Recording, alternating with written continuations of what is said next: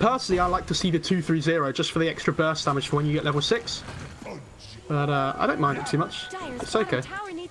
It depends on the follow-up damage you have, I guess, but he's not going to be the main damage dealer in this mid or early game situation, to be honest, because the Ember and this CM can do more than enough for that. So, yeah, I feel like it's fine. This laning stage is going a lot better for the final tribe than I thought it would. Yeah, it's impressive, actually. Eric could be in trouble, though. He's going to have to time this very well and does so managing to dodge the X marks and saving himself from a boat, which would probably have got him killed. Performing well under pressure. Yep. Lane especially is going much better for Era than I thought it would. He might actually just get a kill here. Yeah, and Misha's kind of running around, but he's so tanky on Misha, though. Though, jumping in under the tower and goes for it, and Conquer is brought down. Kaysor comes in, he's going to pop down this bramble maze, but Era doesn't really know where to run. Oh, what a dodge using the slighted fist. He's given a nice easy countdown, but still pretty good. That support rotation should have come so much sooner, though. I feel like if someone TP'd in, the Ember would have just been scared off. But not to be seen anyway. Wraith King's going for a 1-1-3 skill build as well. It's actually maxing out the crit first and not going for the stun. Skeletons have been doing a lot of work. They certainly have. Hanskin though. Wow, that's a whole lot of damage. Hook is out onto Exotic Deer. In comes Pablo as well on the Nyx Assassin. They're trying to bring down this Wraith King, and now the stun is out, but Hanskin's the one falling low on the backlines. He goes down, but they've got the carry. If they can get out with Yunasan Fan as well, this will be a good trade, but Kaysor's on the case. Going under tower, he's using that Shadow Realm hit as well, and they do finish off the Pudge. I see Silence has got an extra 10 int already, so they're pretty happy with trading down here, but then I realised there's Flesh Heap as well on the Pudge. So that's true. That's not the end of the world. 6 infused raindrops. Nice. Stacking up. On the silencer. Yep. Almost level 6 as well. Like he's got so much XP because the Wraith King died first in this bot lane.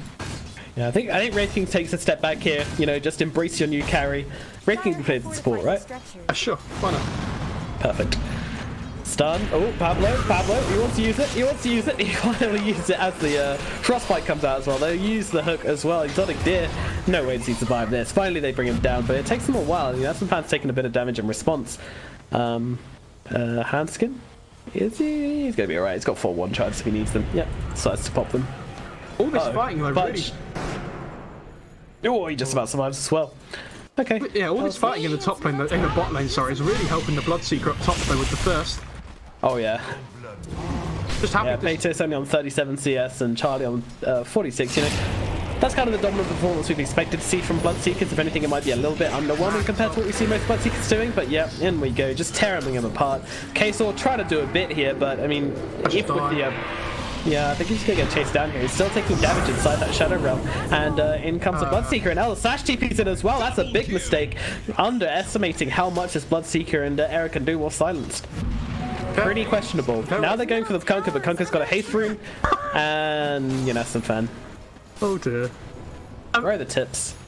This game's pretty clowny, I've got to be honest. The Ember and the Bloodseeker are just taking over the game, and like I said, they have to shut down this Ember in the laning phase, otherwise it's going to get to the point where they can't get on top of him. He's just going to take over the game. And with the start that he's had, I'm pretty confident he's going to continue. Wow, Exotic Deer is actually going for the Midas on the Wraith King as well. Jesus. That seems very greedy. I feel like if your laning phase is this, yeah, you want to build it, but if you're one of the few kind of... I guess they're all doing a little bit badly, but...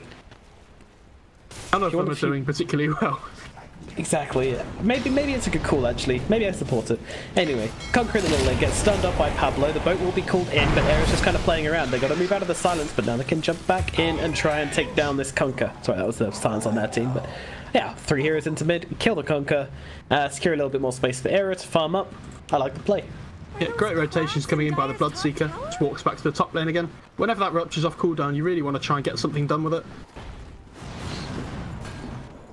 Bloodseeker is 3 levels ahead of the Mag, by the way. 2.5. That's a bit scary. As he gets killed at top, but watching down here as the exotic deer could be in trouble. No, never mind, just going to TP out of this one. They'll change their targets, they'll go for LS instead, but I'm pretty sure Massive Fan's got this one on lockdown. Finishes the job, no problems at all. Yeah, in the top lane, Charlie found a kill onto the Dark Willow. It was a cheeky little vendetta into a stun, and then that was basically it for the Dark Willow. She's only level 4, and there's a problem with Dark Willow. If you don't have a good start, she's very XP reliant, so she kind of really needs that level 6 to be able to do her work. Oh, there gets the chains onto Nisha here, and they're just going to go at each other. Nice idea to try and pop the torrent, but doesn't quite pull off. Meanwhile, up at top, they're chasing down Kaysor. Silence will be used though as they try and turn this one around, and well, Nick Sasson makes his way through the Bramble Maze. They're actually just going to RP him. Why not bring down the Scorpion, and that'll be 1. Now Charlie wants to go into Kaysor here. He's taking a bit of damage though, but that was a lot of damage. That was a big hit. Did he get the hook off? Oh, he doesn't go for it. It's not close enough. Very disappointing. Very disappointing, yeah. Why is this Pudge third in net worth? What is happening this game? They're making this work so well. Guess all this action early on. Pudge just loves getting involved in that. Yeah. He's picked up his urn now as well. So kills are just the name of the game for the final track right now. With these, especially with this Nyx Assassin and Pudge duo, they're just going to be going for everything. Get those flash heaps, get those shadows. It's a plan.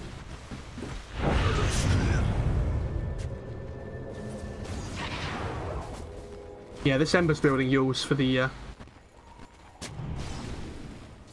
global silence, for the Willow spells. It's really good against the X combo as well from the Kunkka. Very valuable item this game. Atos gonna get ruptured as he skewers. That hurts. Can he get the TP out though? What though? He can't. The hook is there, and the hook of the rupture, it just tears Patos apart. Poor little guy. Didn't know what hit him. Meanwhile, in the mid lane, they're going on to the Ember Spirit here. They've got the X-Marks. They'll put it back into the boat as well. The ulti from the Dark Willow will finish the job, and Area unable to get back to any kind of remnant he may or may not have had. Meanwhile, Pablo gonna try to stun up the Sansa, but Sansa, nice duke into the cliff there, playing around. Unfortunately, Ember does go down, but again, they have to kill him at this point in the game. I think he's so far ahead, and Bloodseeker's doing even better. Amazing time. Bloodseeker so far is the success story of this whole series. Actually, is last game we saw Bloodseeker getting out of control as well. Hanskin gets brought down. Oh, just at top. Okay, solo. No problem. It looks like the Willow got the tome, so hits that level 6. I think he just got level 7 before that kill as well. So yeah. That level 4 Bramble Maze into the Bedlam does so much damage. Pretty bananas. Blade as well. They're going on the Magnus again. Oh no, Page says he doesn't know what to do with himself. His TP's on cooldown. He goes to the skewer, but Era positions himself well. And well, Searing Chains is out. Will be used just to secure the kill. And Era gets well, I'd just call it a freebie. Pudge looks to be setting up in this mid lane as well, but pushes to Waven, goes back. I don't like these two dire wards, but in the behind the Radiant tier 1 mid, by the way. I feel like they do the same thing. Yeah. Need both of them. Yeah, at least put one on the high ground for Pete's sake. I mean, for Pete's sake. Get it together, guys. Come on. Meanwhile, up at top, Dark Willow is desperately trying to defend this tower. Goes to deny, doesn't pull it off. Could be in trouble actually as Ember comes forwards. Era's looking for it. The Bramble Maze is out, and oh, Kaysor just calmly walks away. Very chill. Kaysor didn't even care. Good use of the Bramble Maze in the trees. Yeah, very good place. It's very 50-50 when you place a Bramble Maze in the trees. Sometimes it does everything, sometimes it just lands in really bad places, but they found that Nyx Assassin, vendetta'd up, and they'll take him down. Meanwhile, Yanasim fan just wants to get away from this one. It could be a global though for the Nyx. That's a long cooldown. Yeah, quite surprising as well, especially when you can use it for so many things up here. Fear up onto Era here. Now they get the stun off. Can they stop him from remnanting out? It looks like they can.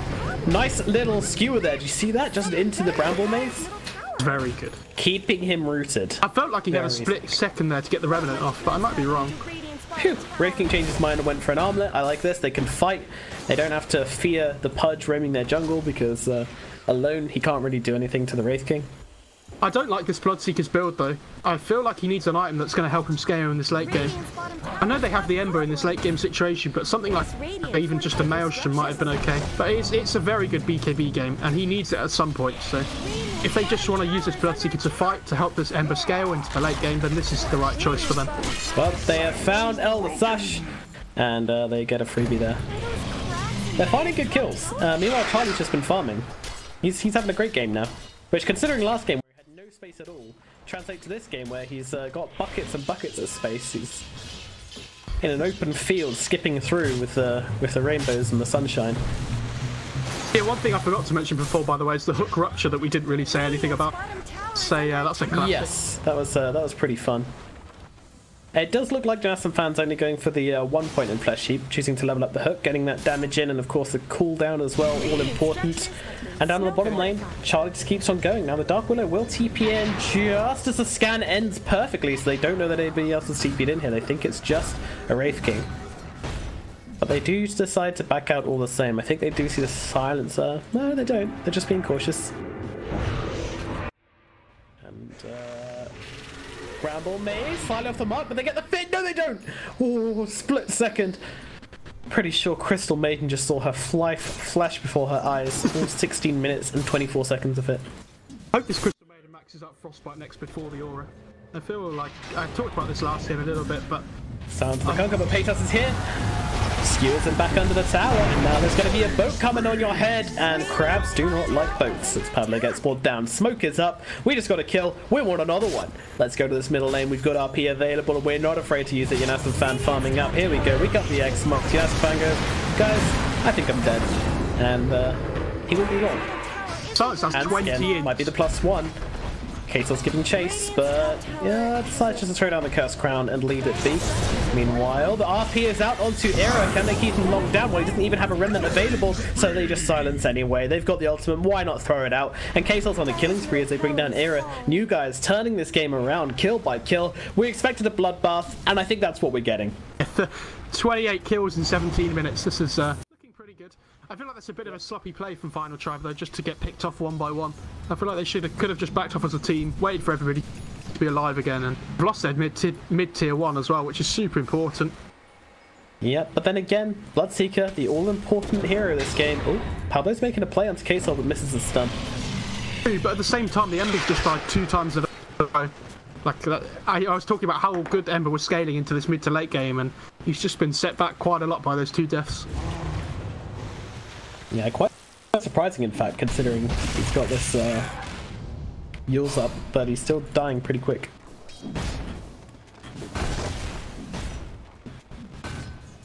So, Magnus actually has found a really good timing in this game. He's managed to stay okay on the on the net worth chart. But you know, Blink and Arcanes is kind of what you're after around that sort of 15-minute mark where he got it. I'm surprised he's not going BKB next, honestly. I feel like the BKB is probably more important than the Force this game. Especially against, you know, this Ember coming out as well. Oh, they get the rupture. Oh, skewer out. Janassan fan once again not giving a break on this fight. Just going to go for the dismember, but what's it really going to do is the boat comes down and Pudge is taken out. And, well, rupture out on Tanisha. This time Charlie wants to commit to a fight as he pops the BKB and runs forwards. And, well, Magnus is going to be the first target gets torn up. Now down goes the Conqueror as well. This isn't looking for a good fight. Can Elsash get out of this one? Trying to work it around the fight. But caught in the backlands. Haskett does get taken down by K-Storm Exotic Deer, however. And, well, a little bit of a trade, perhaps. Not a good trade for the new guys, but certainly not as bad as it could have been. They need to try and fight around this RP from the mag, and unfortunately it was on cooldown for about 20 seconds, 30 seconds I think it was. So when they take a fight without the RP, it's always going to end in an unfavourable trade, I feel. Yeah, it's important spell to play around. I mean, as fun as Magnus is, you know, a Shockwave and a Skewer doesn't really do that much. You do want to have that stun available. Even if you're just using it on one hero, it still makes the Magnus like twice the value. Oh, they don't quite manage to get the stun out onto Era. They know he's got this Yule, so ooh, they'd have led with... She keeps trying. With the Terrorize there instead of the Exotic Deer blink in. I think they might have got the kill, but they weren't 100% sure that Ember was there, so they just didn't want to risk it, especially with Terrorize being such a long cooldown, 100 seconds when it's level 1. Don't worry though, she's got another ulti, so it's fine. Boat just thrown down onto the fruit wave. Cool. 4 last hits. Value. Yeah, why not? It's only on a 50-second cooldown. Absolutely fine. And I'm not sure if he knew that Pablo was there, but you know, if he went to farm that creep wave, then probably would have given him time to get all his homies in. But his homies are, well, he's got a lot of homies. He's a popular dude, more popular than me. I would have liked to have seen Pablo max out the Spike Carapace before the Impale this game. I think it's a really good Spike Carapace game. It doesn't seem to be going for it for now. I do like that. Yeah, there's a lot of uncontrollable damage, isn't there? I like that he's going for the Yules first, though. It's a good setup for the Impale, and it's also really good against the Silence, so he needs a way to get out of the global. No, I like this build a lot from the Wraith King, though. And going for the Armlet into the Blink, it just makes him so good at fighting. This is one of the really fantastic early game fighting builds you can go on Wraith King, and yeah, it gives him a lot of potential this match. Yeah, the Radiance isn't necessary so early this game just because he has the Magnus to help him empower. And if you saw how far they were behind before at the start of this game, because of this empower, they've just been farming away like the last 5-10 minutes, and the Kunkka and the Wraith King are both back in the game completely now. Power treads on Pudge. Thoughts? Just makes him a bit more tanky, it's fine. Okay. But the Pudge has fallen off really hard. Like, he was doing really well early on, but these last 5 minutes, 10 minutes, he hasn't really got anything done. And this hero is all about momentum. Patos was sitting in the tree line just waiting to see if he could maybe make something happen, but his team were all out of there by that time. Meanwhile, Aero's just pushing in the mid lane, now backs himself out. Didn't have a remnant up before, which seemed risky, but does now. Yeah, you really want to have a safety remnant all the time this game. No reason not to, especially now you've got the Yules, so you're pretty free to get out all the time.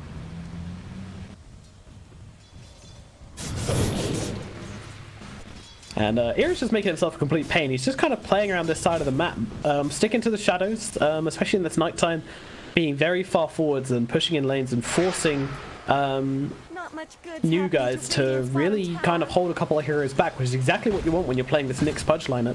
Pickoffs are what you're after, and if your enemy team is 5-manning, you're not going to find them. Yanasum Fang going for the TP. Patos will walk into just as it finishes, so no skewer cancel available. They really wanted to fight top their new guys, but the Ember was just pushing the bot lane in, and they had to deal with it. You can't just let them take a tier 2 for free. Well, they've done a lot. They've done a lot to it as Risen comes forward, but I think, yep, and there's another pickoff. They find Patos in the tree line. I think he was just waiting to set up for an RP or something, but did get caught out. That's a really greedy play from him, though, especially when he knows his team's TP'd out already. Probably just looking to push the wave up, but gets punished for it. Yeah, but I love what he's doing with his Quelling Blade as well, because obviously he was farming in the lane. He holds onto the Quelling Blade now, though, just so that he can keep to the tree line, form some new paths through and stuff. You know, that's a really nice Magnus player. That's what I like to see a lot of teams doing. Yeah, I feel like Quelling Blade's a very underused item as well, because it just opens up these trees to the sides of the lane so much for you. True, but it helps him jungle as well at the same time. Like, it's a value item, especially when he doesn't really have anything better to replace it with. Wraith King's getting so big now, though, with this Empower coming from the mag. Oh, got the gold for the Relic now, not that far off the Radiance. These little skeletons as well are helping him farm so much. You have 50% magic resistance now, it's ridiculous. So much. Have we seen anybody go for like the pure skeleton build where you only buy like aura items to help out your skeletons and just have these little dudes like spiking super hard? That sounds absolutely dreadful. Doesn't it? Nobody ever amazing. I think you only go dreadful builds, you know, it's the best way to play Dota. Right, okay. Because then when it works, you look like a genius. This Pudge was fun to watch at the start of the game, but if you compare what he's doing to the Mag at this point in time in these position 3s, Mag's just offering his team so much more. Like, this Empower is helping his core scale so well that the teamfight potential for the RP is just a one-up on the Pudge completely. Big hooks onto the creep, and now the Dismember to follow up as well. Pretty big. I think he was just trying to use the Blood Rage to heal up, but he rolled himself so much that he kind of made a 0 increase in health by the end of it. That's when, when you see a Nyx picked up as well, you usually see either they have like global potential with like a Spectre coming in, maybe a Sunstrike or whatnot for kills, or you see some kind of ganking partner for the Nyx to go around with, but they don't really have that this game on the final tribe. The Nyx is kind of going around trying to get things done, but Vendetta doesn't really have anyone to partner up with. Oh, bot lane. Global silence used. They're going onto the Aero here. Yes, it is, but they actually mess it up as he gets the Yules off.